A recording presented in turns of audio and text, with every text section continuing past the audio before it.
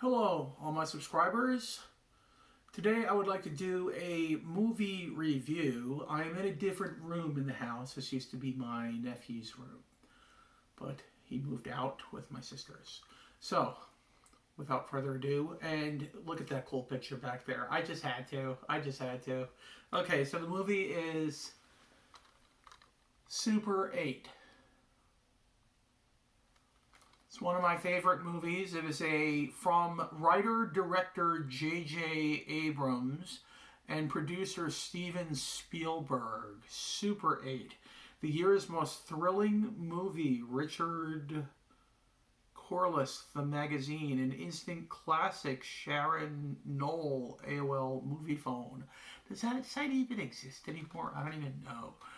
It basically says on the back, J.J. Abrams and Steven Spielberg join forces in this extraordinary tale of youth, mystery, and adventure.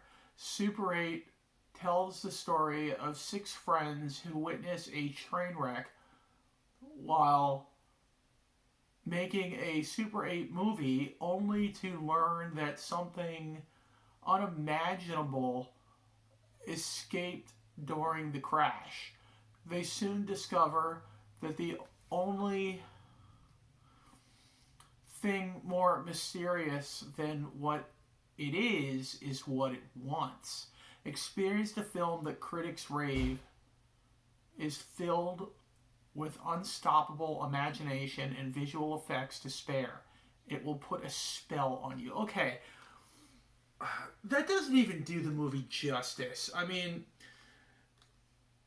I believe when Spielberg and Abrams came together on this film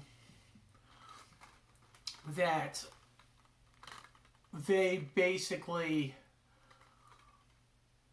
were like, okay, let's make a film about our childhoods making films. And let's add a train crash and an alien. And the train crash is from that really cool movie, forget the name of it, where the train crashes and all the circus animals go for it. And it was actually in the Spielberg movie, The Fabelmans, and they go to see it in the beginning. If anyone knows the name of it, you could say it below in the comment section. But what a wonderful movie. It has this 80s nostalgia feel to it. That's really all you can say.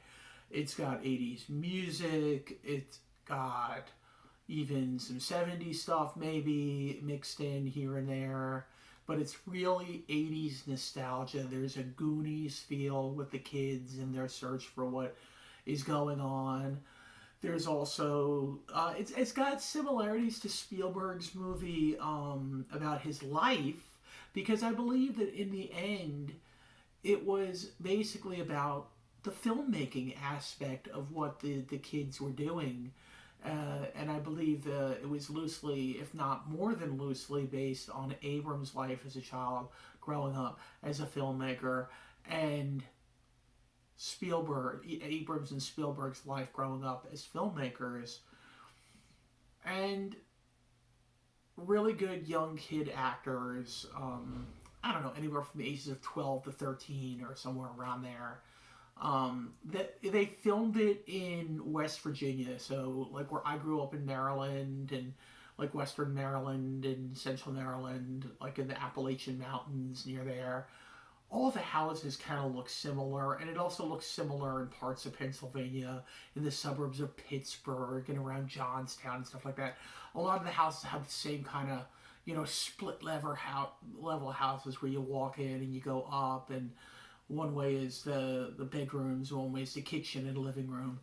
So it had that whole feel to it. It was supposed to be Ohio, but they filmed it in West Virginia. And where I grew up in Maryland, it was very close to West Virginia. I mean, if you went one town over to Hagerstown and you drove too far on 81, you would end up either in Pennsylvania one way and north, or south you'd end up in Virginia, south you'd end up in West Virginia, and it was just so close. It was also close to Harper's Ferry and stuff like that. So it all has this look to it that like was kind of reminiscent of my childhood growing up as well, in Maryland. So really, really good movie. I can't. If you guys haven't seen this movie, I highly recommend it. If you've got a 4K way to watch it in 4K. If not, just watch it like HD, Blu-ray or whatever. It is a beautiful, beautiful film. It is not like everyone likes to pick on Abrams and say, "Oh, Abrams isn't a good director." I've liked everything he's directed. I've liked all the two Star Treks, and then he produced a third one in the Abrams verse. And I really enjoyed um, the two Star Wars movies he did. I thought they were really fun.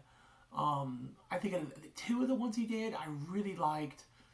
Uh, the Force Awakens, but The Rise of Skywalker was really good. I loved the Emperor in it. He was evil as ever. So I've liked everything he's done, including this film here. Beautiful film.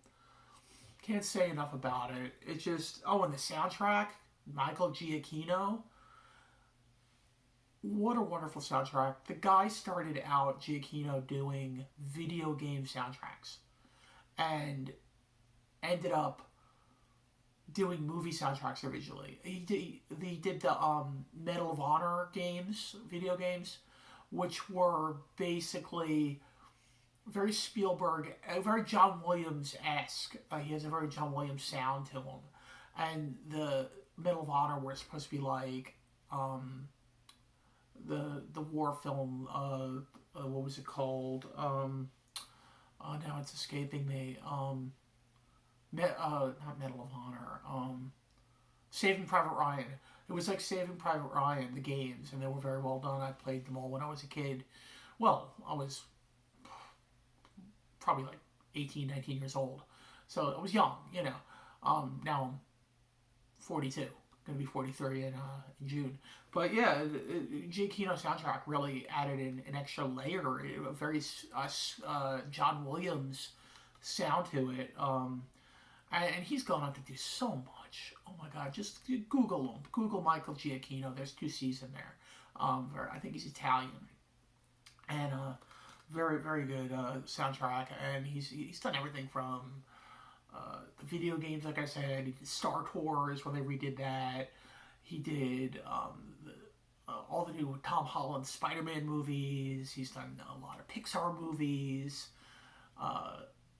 You name it, this guy's done it. I think he did the Monsters Incorporated, Up, or did he do Up? I don't know.